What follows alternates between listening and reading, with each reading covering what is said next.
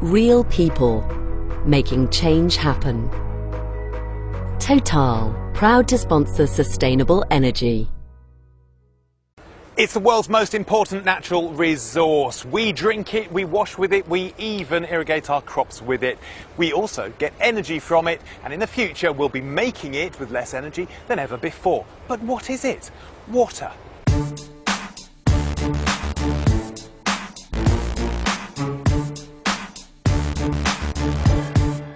Hello and welcome to Sustainable Energy. Now we know that water sustains all life on planet Earth, but water and energy are inextricably linked. Today we're looking at ways of making energy from water and ways of making water using energy. So ahead on the programme. We head to Israel, where a growing population is pushing up demand for fresh water, and seawater is providing it through lower energy desalination. From a country with good water infrastructure to areas with none, how India is turning to the sun to provide off-grid safe water. Zero carbon air travel, impossible? Well, how water could be the key to green kerosene. And capturing the power of the oceans, we look at a low-impact tidal power project that could be used around the globe. According to the World Economic Forum, the water crisis is the #1 global issue affecting society today. By 2025, 2/3 of the world's population could be under stress conditions caused by water scarcity. 750 million people lack access to clean water. That's double the population of the United States, 1 in 10 people on the planet. The energy required to provide 1 cubic metre of water safe for human consumption ranges from just over 1/3 of a kilowatt hour for lake or river water up to 2.5 kilowatt hours for recycling wastewater, and extracting it from seawater up to an eye-watering 8 kilowatt hours. There are 658 million people living without access to water in Africa, and there's an impending water crisis in Ghana too. At present, around 80% of the country's 27 million population has access to safe water, but that could rapidly change. The country's tropical climate delivers around 83 inches, that's over 2 metres of rainfall a year. But what about in countries where it's truly a scarce resource? What are they doing to make sure there's plenty of safe drinking water?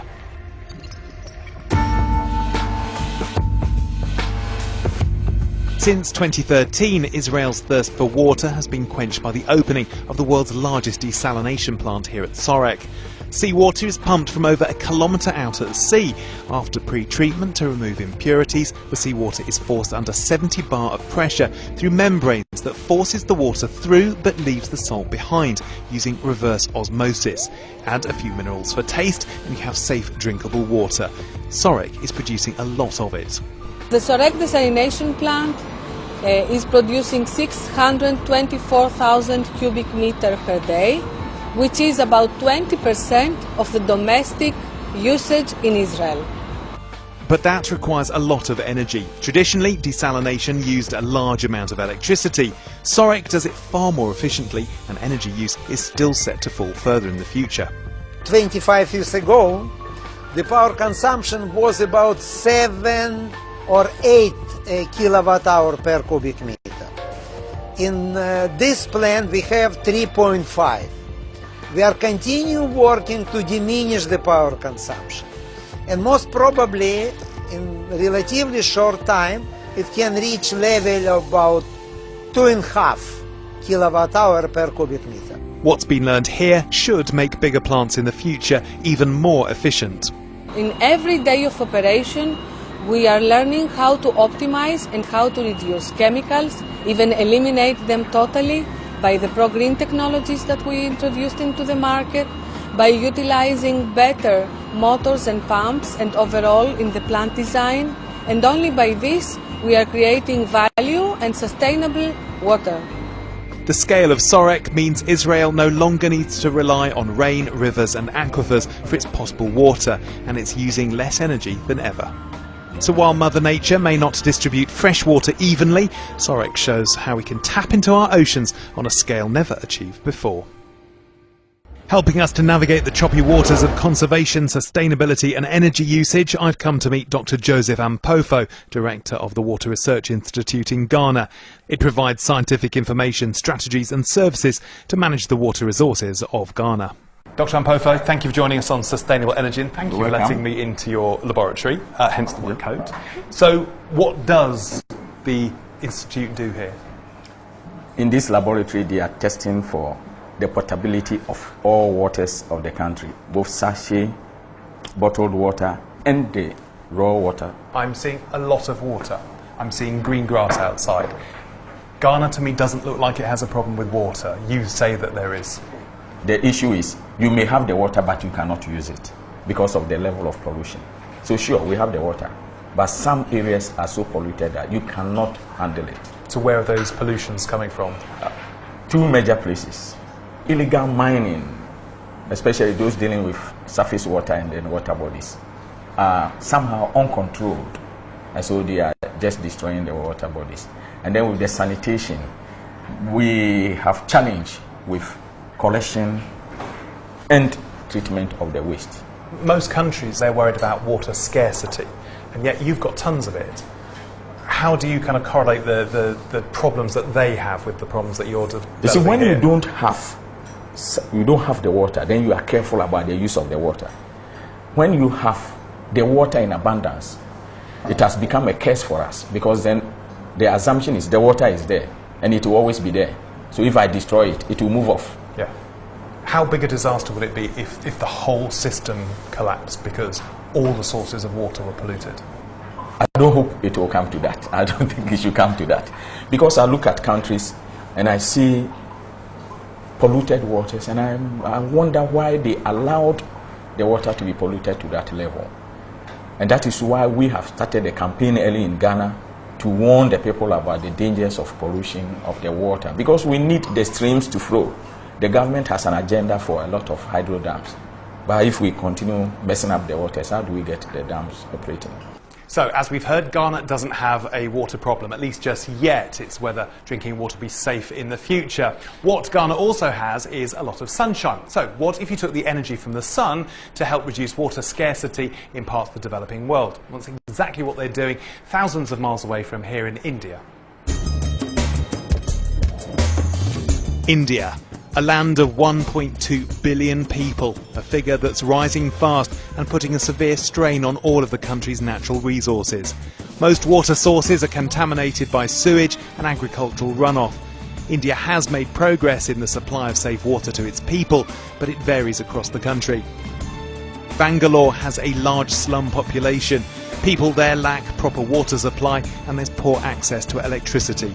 Enter the sun saluter. We understand the cause is always the same for energy, poverty and like clean water. So focusing to that, sun saluter is basically an ultra low cost solar tracker which just uses gravity and water to increase. Tracker produce more energy. It provides something else that's desperately needed in many parts of the world.